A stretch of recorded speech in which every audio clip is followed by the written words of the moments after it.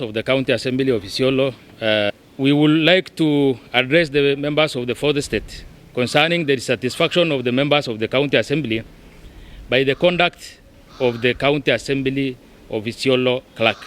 We write to bring to our attention the press the concerns raised by members of the County Assembly regarding the conduct of the clerk of the County Assembly.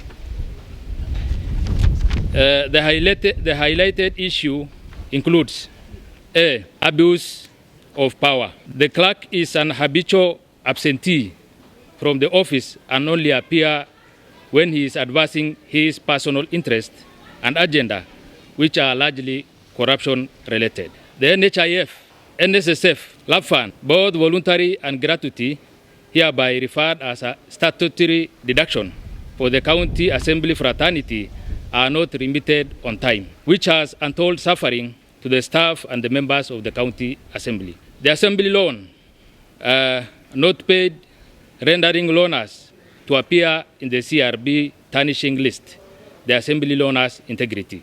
Members are also aggrieved by virtue of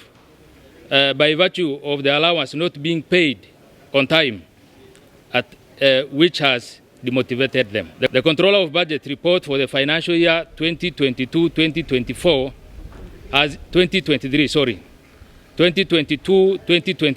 has indicated that funds designated for MCA for car grant have been remitted.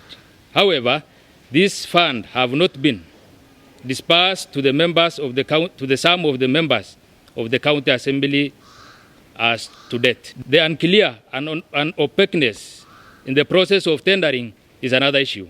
The clerk, by virtue of his position, has employed staff who are related to him, portraying the character of nepotism.